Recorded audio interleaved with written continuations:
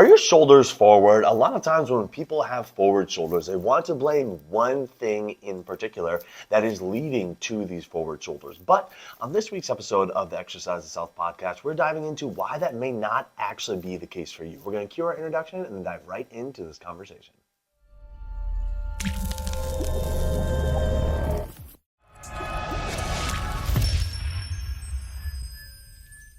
Hey, welcome back, exercisers, to the Exercise is Health podcast, brought to you by Muscle Activation Schaumburg and Exercise for Life Studios, where we believe that your health is your most valuable asset, and the single best thing that you can do to both boost and protect this asset is exercise. Specifically, exercise is geared towards building the health and function of your muscles. We are your hosts, Charlie and Julie. And today we are diving into this topic of forward shoulders. Now, for some segments of the population, this is a super hot topic, meaning they are concerned about their posture, they feel like their shoulders are forward, and they know exactly why that is because there's one muscle in particular that on them is weak, and that is the rhomboids. But we are actually here to tell you that may not be the case for you. In fact, it is unlikely to be the case for you, but there are a lot of other variables that need to be considered when talking about forward shoulders, and that's what we're going to walk you through today.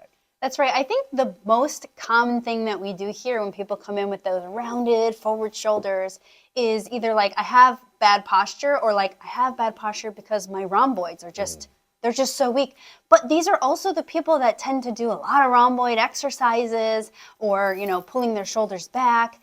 And I think that when we think about this, if we look a little deeper, you're going to understand why it's so important for us to have a bigger scope, because the more that you realize might contribute to this issue and does contribute to this issue, the more that you can kind of attack this from all angles and get your shoulders potentially in a better resting position if that is truly an issue for you. Absolutely. So let's get one thing straight from the get-go.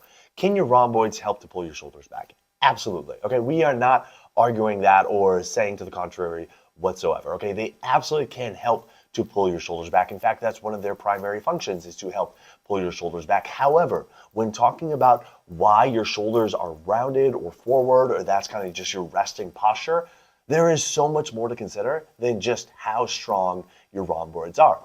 And in part, because there's a lot of other muscles that can pull your shoulder blades back. There are so many muscles that attach to your shoulder blade, the majority of which help to pull your shoulder blades back. And so to say, all right, well, this is the one muscle, and people never actually differentiate whether they're talking about rhomboid major or rhomboid minor, they just say rhomboids. But to say this is the one muscle that is weak, and therefore that is why my shoulder blades as a whole are going forward, it's like your body has so many ways to compensate around one weak muscle. It's highly unlikely that that one weak muscle is the reason why your shoulders are forward and you can't pull them back to save your life. So we need to understand there are, again, like a whole bunch of muscles that will help to pull your shoulder blades back. And to overlook all of them and just use this one muscle as a scapegoat, it's a little bit too simple in our opinion, and it's simple to the point of being inaccurate, and it's simple and inaccurate to the point of being ineffective. That's right, because when we think about it, it's literally one little muscle that is important, but it is definitely not even the majority of the muscles that would literally take your shoulder blades back into like that retraction or that shoulders back posture or shoulders back positioning that we tend to label more as good posture or ideal posture. So that's the first thing, where we need to be thinking more about all of the muscles that would participate in that motion and making sure we're looking at the bigger picture here. But in an even bigger picture, one of the most influential things that control where your shoulder blades are going to sit or rest when you're standing or sitting or doing your life is how your core and your trunk are doing. So when you look at anatomy, your shoulder blades are like almost like, I don't want to say floating, but I'm going to say like they're kind of like floating bones on top of your rib cage on the backside. So they're just sitting there and they are completely controlled by muscles of the shoulder blade, and they're sitting on this structure called your trunk and spine or your core, whatever you want to label it, like your thorax area, right? It's sitting on the rib cage, which is fully controlled by muscles also. So if you want to try this, I don't know, if you're driving, just be careful. If you sit like with a slouchy posture or you stand and you just slouch your body, what naturally happens to your shoulders? They sit forward. And then if we're looking at a forward shoulder posture and labeling that as the problem, now take your shoulders back, but don't change your posture. Keep the slouch and take your shoulders back. That feels even worse. So it's almost just a response to what the core is doing. So a lot of times people have weakness in their core, weakness in a lot of the motions of their core, and this will make them have a natural resting position that might not be all the way upright. And so the response to that is that the shoulders just naturally go forward. It's not like there's a shoulder issue. It's just your shoulders are saying, well, given how the trunk is working, this is how we're going to sit. It's like your body's solution to the trunk problem. And it's an intentional solution to have those shoulders there. Because again, if you're in a weird core position, slouch forward, then you try to take your shoulders back. It's going to feel even worse. It's like we can't walk around all day thinking about like, where exactly are my shoulders? Mm-hmm. That's not natural posture. That's like an intentional, I'm holding myself in an extreme position. So the next area, other than thinking about other shoulder muscles, is thinking about what the core is doing. Exactly, and this is such a big one. And if you're listening to this right now, and you're thinking, well, there's no way that I can have a weak core. I do core exercises all the time. One, that's not what we're talking about, so stay tuned. And two, the truth of the matter is you're probably not doing the right exercises. And I don't mean the right exercises like we have some secret list of exercises that you can only get in after you opt in for our email list or anything like that. That's not what I'm talking about, okay? What I'm talking about is when people say, oh, I do a lot of core exercises, typically what they're saying is I do a lot of abdominal work. I do a lot of crunches and planks. I do a lot of work with, in Pilates. I do a lot of, maybe I do some twisting or whatever. But you know what hardly anybody ever thinks about when they think about working their core? They hardly ever think about working their low back muscles. They hardly ever think about working their spinal erectors, going into spinal extension. And that's the entire back half of the core, all right? And so because that aspect is neglected in going through the example that Julie just gave of like, all right, if you slouch forward, what's going to happen to your shoulders? They're going to naturally go forward. Well, the counteraction to that is not to do more crunches. The counteraction to that is to try to strengthen the backside of your trunk. Try to strengthen your spinal erectors. And if you're like, okay, well, yeah, like I do, a couple sets, like once a week, it's like, okay, yeah, but how much other core work do you do for all the rest of it? And if you're like, well, I do my planks and I do my crunches and, I do my flutter kicks. I do, all my stuff in Pilates. And then, I might spend, 30 seconds doing my spinal extension. It's like, oh, okay, we got to actually do some stuff to try to strengthen these muscles, these spinal erector muscles, to help you be able to lift yourself up more. And so that is part of the equation, is kind of shifting your mindset of what needs to be done from a core work perspective. Yeah, you need to be able to work your abs and your obliques and do your twisting and your side bends and your crunches and everything like that. But do not neglect doing your spinal extension exercises, because if your spine can't extend, it doesn't matter how strong your rhomboids are, your shoulders aren't getting pulled back. And that's just the mechanics of it all. So making sure that your spinal erectors are strong and can hold you upright, that's a huge piece of this puzzle. But like I said earlier, just going home, going to the gym and trying to, hammer this home, really is not the thing to do either. And so we're going to get to what that thing is. But I want you to understand that when we're talking about like making sure your core is strong and functioning well, we're really talking about making sure your spinal erectors are strong and functioning well. That's right. Now, to bring what Charlie's saying to life, you know how I just said, hey, wherever you are, kind of slouch forward and see how your shoulders just naturally come forward. Now, I want you to like make your spine intentionally sit up really tall or stand really tall, and notice how naturally the shoulders go back. Like if you left your shoulders forward, that would feel like, wait, how do I even like sit up tall and leave my shoulders forward, right? And so when we practice strengthening those spinal erectors or those muscles of your core that live on the backside, we're going to be teaching your body like, hey, these muscles are strong, they can keep us standing upright, and because of this, now the shoulders can like naturally stack on top and have that more upright, nice backward shoulder or shoulders back posture. I don't know how you want to say that, but the shoulders back posture that a lot of us think is the right type of posture for our shoulders.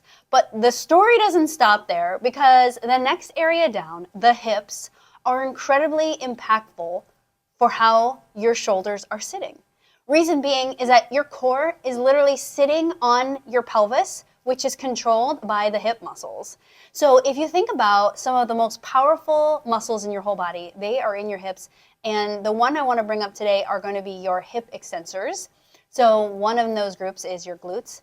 And so if you think about your glutes, what they do is they would if you're standing and you're standing there, they would kind of shove your pelvis forward, right? And then if they weren't contracting, then your butt would stick out back, and you'd be kind of in a bent forward posture. Like you see this a lot of times with people that feel like they don't have good balance. They'll start walking more forward, the positioning, right? It's not just in their core, but their butt sticking out more too. So when we have weak hips and their hips are then having to solve problems like stay pushed back or be bent over more, you're going to notice that the shoulders have to again respond to that. Not necessarily it develops a shoulder problem. The shoulders just have to respond to that situation because the body's a whole, and thus they're going to be more forward. Now, this one I see a lot in, like I had just brought up, in my clients that have a fear of falling, or they have fallen, or they're getting to an older age where they feel like they might fall. And so they're kind of more forward-ish, right? You've all seen that where they're bent over. And reason being is that it's safer, meaning fall risk style, to be more forward than to be standing up really, really tall, potentially being almost overextended. And so the issue here, a lot of times with the hips, I notice, is there can be some hip weakness, but a lot of times it's more of an intentionally trained situation. And then everything else is responding. And so the more that we can train the hips, train the body, hey, we don't need to be overly protecting from falling, and these hips are strong and stable, the more that, again, those hips can be nicely stacked right underneath your pelvis, right underneath your core, and right underneath your shoulders, so that they, again, can be stacked right up on top. Absolutely. Hips have a huge influence over the shoulders. And again, it's not something that is often talked about when we're thinking, okay, forward shoulders, that means weak rhomboids. It's nah, there's more to the story than that. Kind of going farther down the body, again, going off the idea of hip extensors, muscles that extend your hip and also help to control your knee, like your hamstrings, those can have a big influence over your shoulders. Again, those feed right into the bottom part of your pelvis, or many of them do. And so that can have an influence over kind of how your pelvis is positioned, and how the trunk is responding to the pelvis, and thereby the shoulders responding to the trunk. But one area that really has a tremendous influence over the shoulders that hardly gets talked about at all is the feet. All right.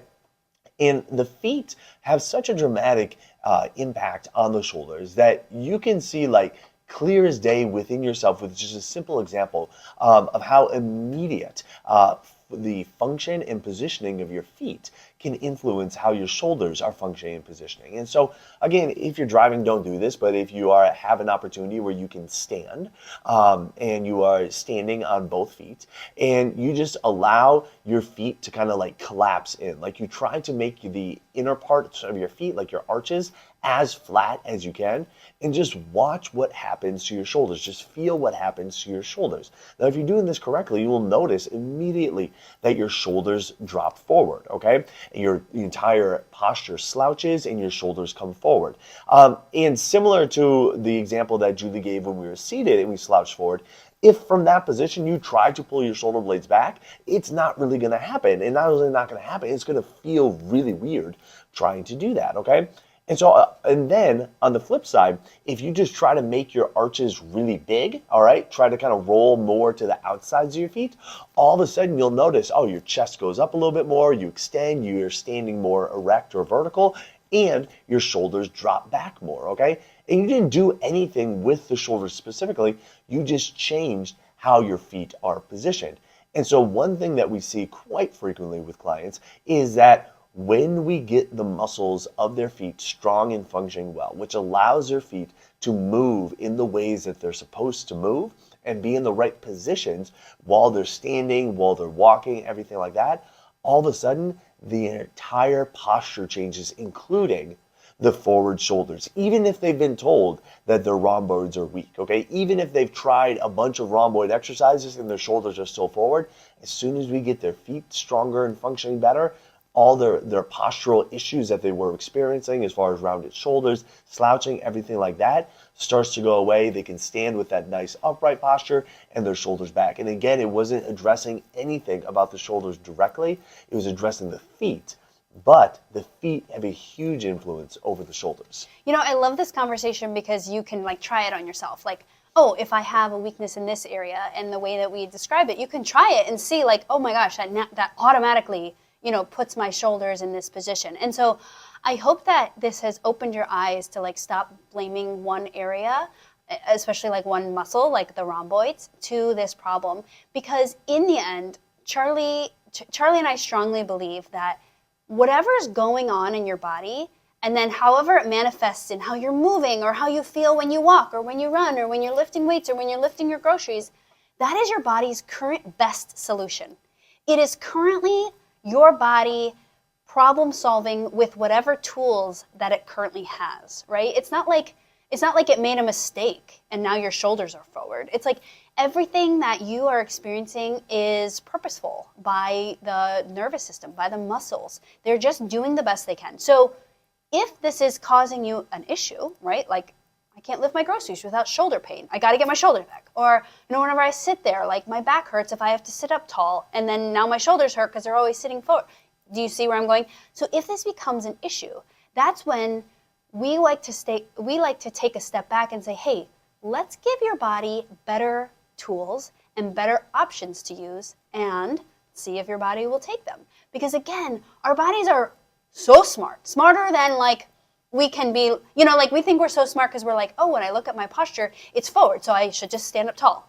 It's a little bit more complex than that, and I hope, you know, you saw that with all of our examples, but our next thing that Charlie and I like to intervene is to get your body assessed with muscle activation techniques, because MAT is going to be looking at how can we develop better tools for this person's shoulders, for this person's core and spine, their back, their hips, their knees, their feet, so that when they go and do their thing called life, they have better options to use. Right, exactly. So if you're hearing this, you're like, okay, well, how do I know if it is the muscles of my shoulder blade? How do I know if it's the muscles of my trunk, my hips, my knees, my feet? Like, how do I figure this out? That's really where the MAT process comes in. And through assessing your range of motion, you can figure out which areas of your body are most vulnerable and most likely to have dysfunction going on from a neuromuscular contraction perspective.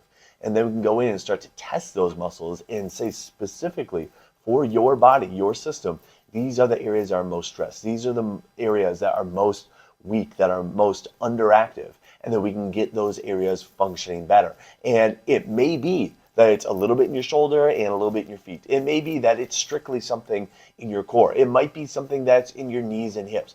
We don't know, and we're not going to know until we metaphorically lift up the hood and really see what's going on within your system. And so that for us is such a powerful tool to be able to say, okay, independent of what you are subjectively experiencing, objectively, here's what we're seeing with your body. And we're not just going to look at your posture and be like, oh, see, shoulders forward. Oh, that means your rhomboids are weak. It's like, no.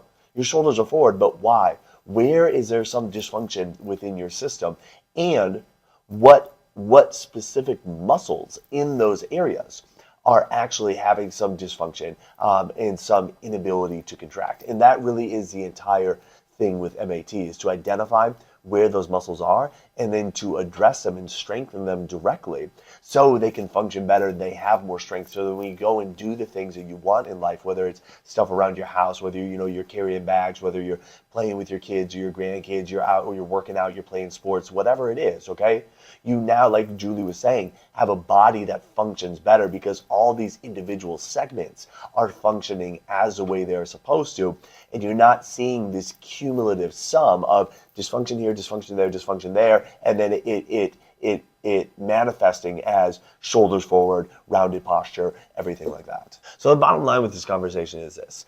In over 14 years of doing MAT, there has not been one single instance where it's just been a rhomboid issue.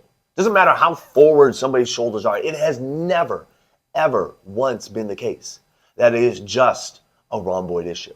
There are so many other things to consider, so many other variables that need to be kept in mind.